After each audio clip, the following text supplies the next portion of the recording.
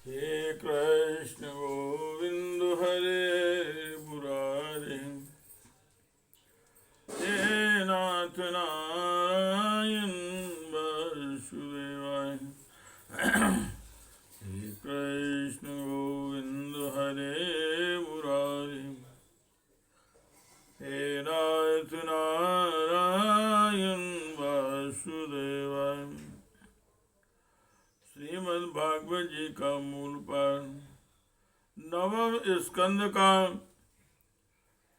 त्रयोदशो अध्याय अथवा 13वां अध्याय। राजा निमि के वंश का वर्णन। ओम श्री सुकुवाय। निमिरिक्ष्वाकुतनयो वसिष्ठं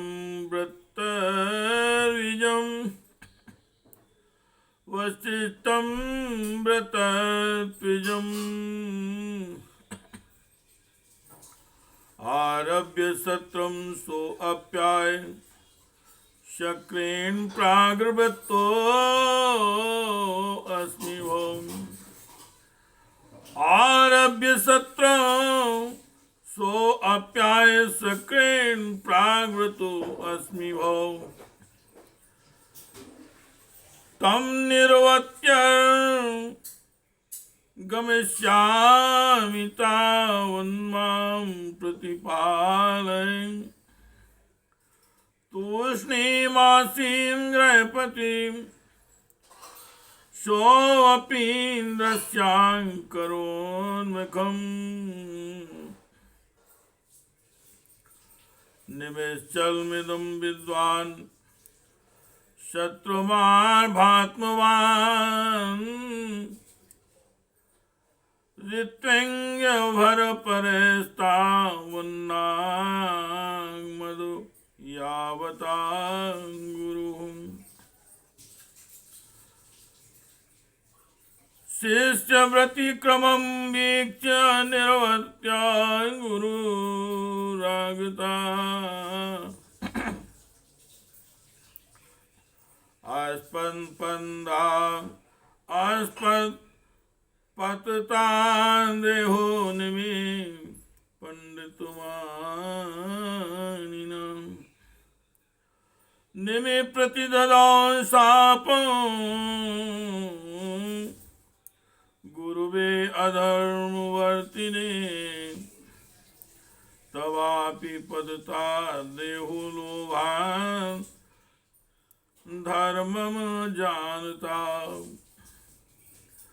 श्री सुखदेव जी महाराज कहते हैं, परीक्षित इक्ष्वाकु के पुत्र थे निमि।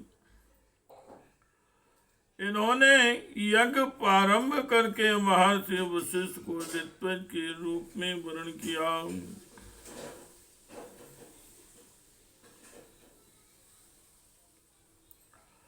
वशिष्ठ जी ने कहा कि राजन,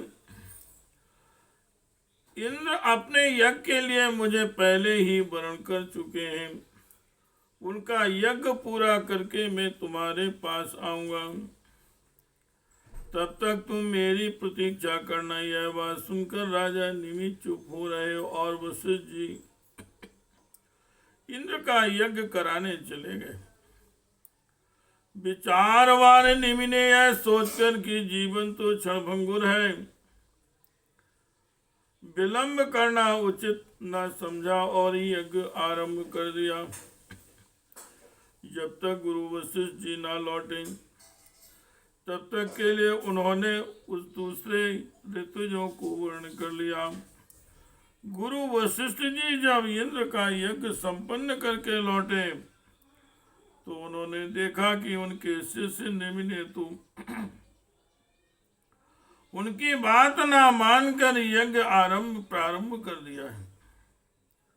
उसमें उन्होंने साफ दिया कि निमि को अपनी विचारशीलता और पंडित्य का बड़ा घमंड है, इसलिए इसका शरीर पात हो जाए।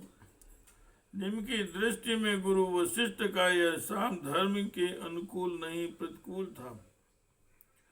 इसलिए उन्होंने भी साफ दिया कि आपने लोभवश अपने धर्म का आदर नहीं किया, इसलिए आपका शरीर भी गिर जाए। हे कृष्ण गोविंद हरे मुरारे,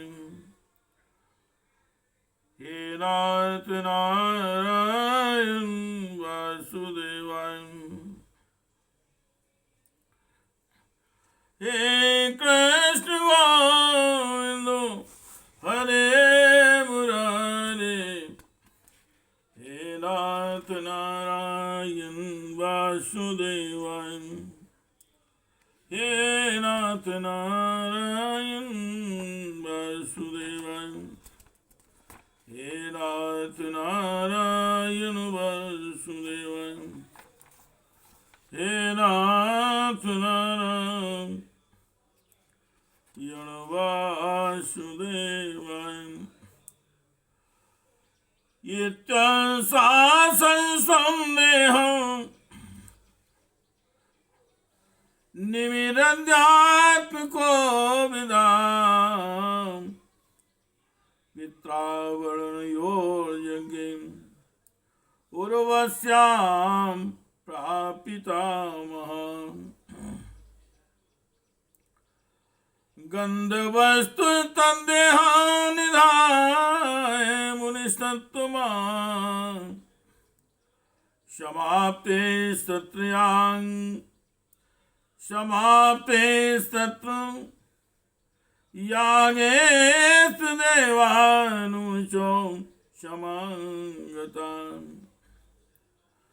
राज्ञो जीवतु देहो अयं प्रसन्ना प्रभवो यदि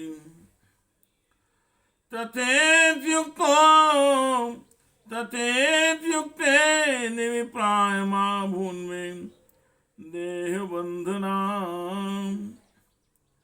यस्य योगं न वाञ्छन्ति वियोगभयकातुरा भजन्ति चरणाम्भोजं मुनयो हरिमेधसा। देहं न रुरोसे अहं दुख शोक भयाम् सर्वत्रास्यतो मृत्युर्मस्या नामुदके यथा। यह कहकर आत्मविद्या में निपुण निमि ने अपने शरीर का त्याग कर दिया। परीक्षित, इधर हमारे वृंद पितामह वशिष्ठ जी ने भी अपना शरीर त्याग कर मित्रावरुण के द्वारा उर्वशी के गर्भ से जन्म ग्रहण कर लिया। राजा निमि के यज्ञ में आए हुए श्रेष्ठ मुनियों ने राजा के शरीर को सुगंधित वस्तुओं में रख दिया। जब सत्रयाग की समाप्ति हुई और देवता लोग आए, तब उन लोगों ने उनसे प्रार्थना की, महानुभाव आप लोग समर्थ हैं, यदि आप प्रसन्न हो तो राजा निमि का यह शरीर पुनः जीवित हो उठे। देवताओं ने कहा ऐसा ही हो। उस समय निमि ने कहा मुझे देह का बंधन नहीं चाहिए। विचारशील मुनिजन अपनी बुद्धि को पूर्ण रूप से श्री भगवान में ही लगा देते हैं और उन्हीं के चरण कमलों का भजन करते हैं। एक न एक दिन यह शरीर अवश्य छूटेगा। इस भय से भयभीत होने के कारण वे इस शरीर का कभी संयोग ही नहीं चाहते। वे तो मुक्त ही होना चाहते हैं। अतः मैं अब दुख शोक और भय के मूल कारण शरीर को धारण करना नहीं चाहता। जैसे जल में मछली के लिए सर्वत्र ही मृत्यु के अवसर है, वैसे ही शरीर के लिए भी सब कहीं मृत्यु ही मृत्यु है। हे कृष्ण गोविंद हरे मुरारे, हे नाथ नारायण वासुदेवाय, हे नाथ नारायण वासुदेवाय। ओम श्री देवाच विदेवस्तां कामं लोचनेषु शरीरिणाम् उन्मेषाभ्याम लक्षितो अध्यात्म संस्थिता। देवताओं ने कहा, मुनियों, राजा निमि बिना शरीर के प्राणियों के नेत्रों में अपनी इच्छा के अनुसार निवास करें।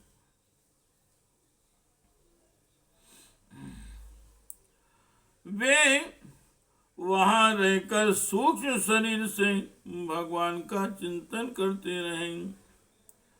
पलक उठने और गिरने से उनके अस्तित्व का पता चलता रहेगा।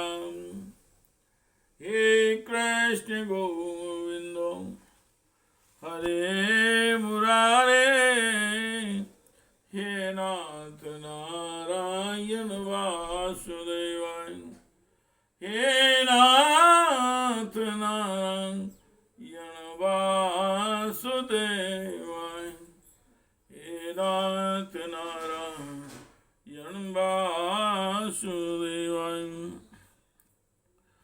अराजक भयं नृणाम्, अराजक भयं नृणाम् मन्यमाना महर्षया, देहं मामन्तो यस्मिन्निमि कुमाराः समजायतो। जन्मना जनकांशो अभून् वैदेहस्तु विदेहजा, मिथिलो मथनाञ्जातो मिथिलायै निर्मिता। तस्मादुदावसु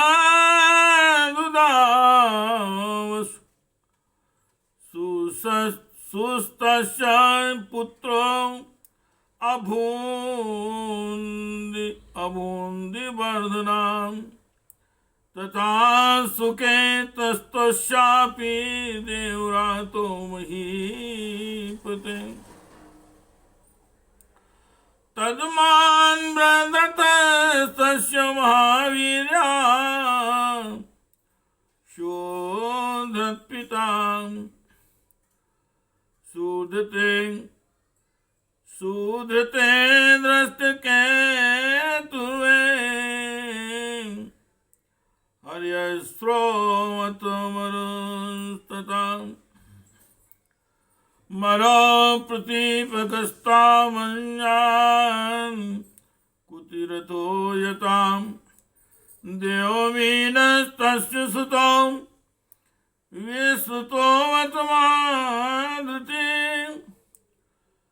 कृतिरातस्तस्मान् महारोमान्तस्तुताम्,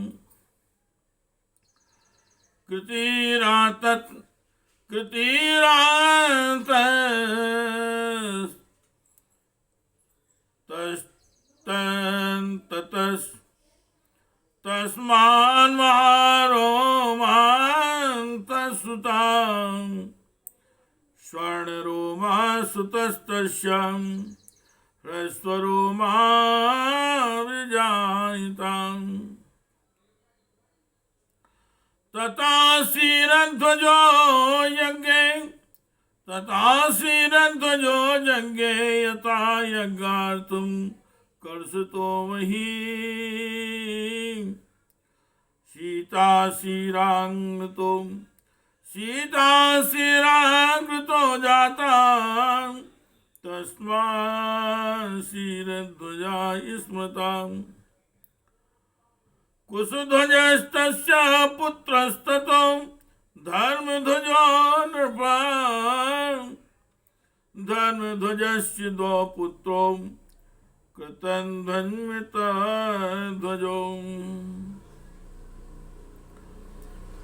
कृतध्वजां कौशध्वजां काण्डिक्यस्तु मित्रध्वजां कृतध्वजसुतो राजन्नात्मविद्या विशारदम्। इसके बाद महर्षियों ने यह सोचकर कि राजा के न रहने पर लोगों में अराजकता फैल जाएगी, निमि के शरीर का मंथन किया। उस मंथन के से एक कुमार उत्पन्न हुआ। जन्म लेने के कारण उसका नाम हुआ जनक। विदेह से उत्पन्न होने के कारण विदेह और मंत्र से उत्पन्न होने के कारण उस बालक का नाम मिथिल हुआ।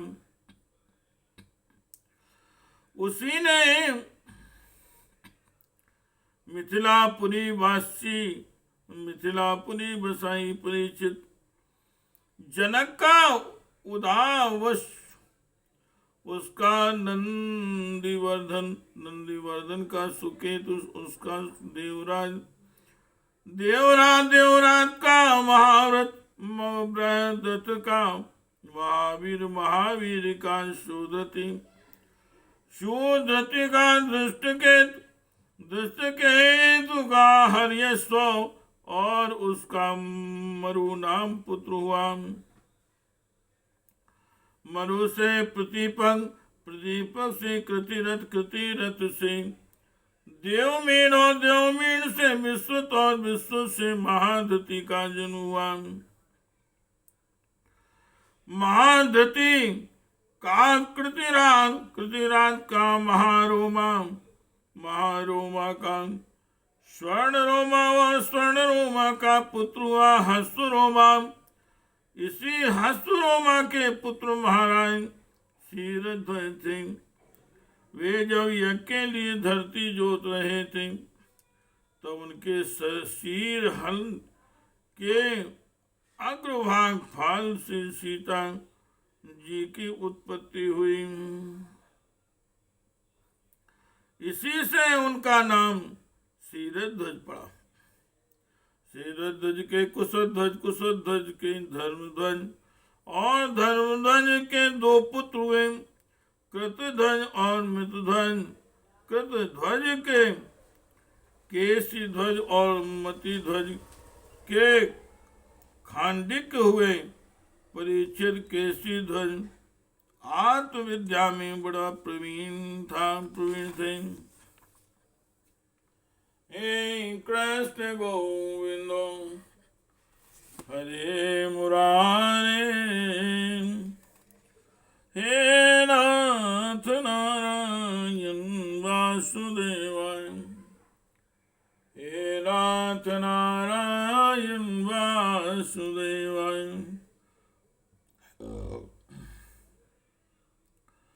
कांडिक्या कर्म तत्वज्ञो भीता के सिंधु जान्द्रुता।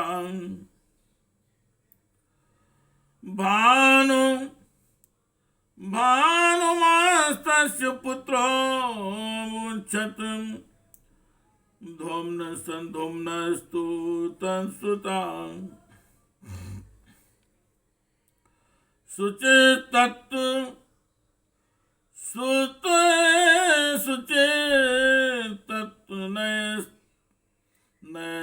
नैस्तस्मान् सन्द्वाजस्ततो आभवतु ऊर्ध्वकेतो सन् वाजन्यो वान्दजोवतु पुरोजसुता। अरिष्टनेमे तस्यापि सुताय सुपासुका। ततश्चित्ररथो यस्य क्षेमधिर्मिथिलाधिपम् ततः चित्ररथो यश क्षेमधिर्मिथिलाधिपम् तस्मान् समरतः तस्य सुतां सत्यरथस्तथा आसीदुप गुरुस्तस्मात् गुप्तो अग्निसंभवम् वसवनन्तोऽवन् तत्पुत्रो युयुधो यन् सुवासनम् श्रोतस्ततो जयस्तस्मान् विजयोऽस्मान् ऋतान् सुतान् सुनकस्तन्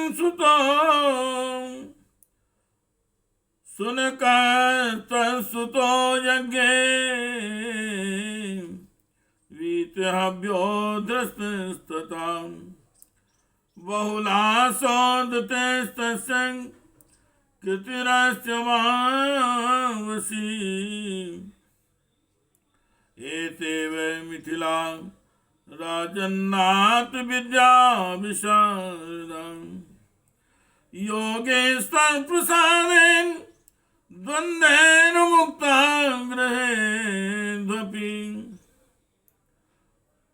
योगेश्वर प्रसादेन द्वन्द्वेन मुक्ता गृहेष्वपि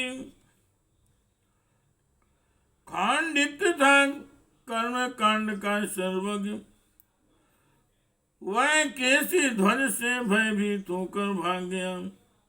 कैसे ध्वज का पुत्र भानुमान और भानुमान का शतद्य धूम्र था। शतन धूम्र से सुचि से संद्वाय से ऊर्ध केतु और ऊर्ध केतु से अज से पुरुजित और पुरुज से अष्टिनेमी और अष्टिनेम से सुतायु और सुतायु से सुपार्श्वक और सुपार्श्वक से चित्ररथ और चित्ररथ से मिथिलापति क्षेमधि का जन्म हुआ। क्षेमधि से समरन और समरन से सत्यरथ से उपगुरु और उपगुरु से उपगुप्त नामक पुत्र हुआ। यह अग्नि का अंश था। उपगुप्त का वश्वनंत का युयुध और युयुध का सुवासन का श्रुत और श्रुत का जय का विजय और विजय का ऋतु नामक पुत्र हुआ।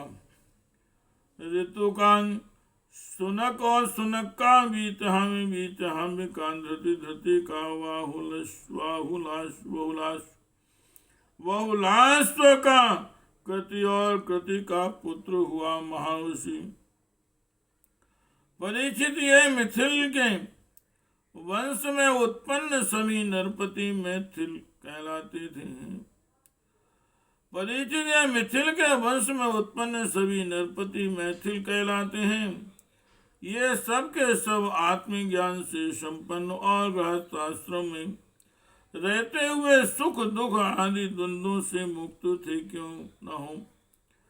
याज्ञवल्क्य आदि बड़े बड़े योगेश्वरों की इन पर महान कृपा जो थी।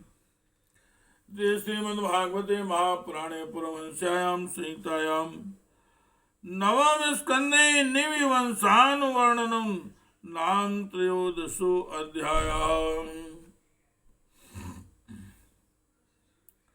हे कृष्ण गोविंद हरे मुरारे हे नाथ नारायण वासुदेव हे नाथ नारायण वासुदेव हे कृष्ण गोविंद हरे मुरारे हे नाथ नारायण वासुदेव हे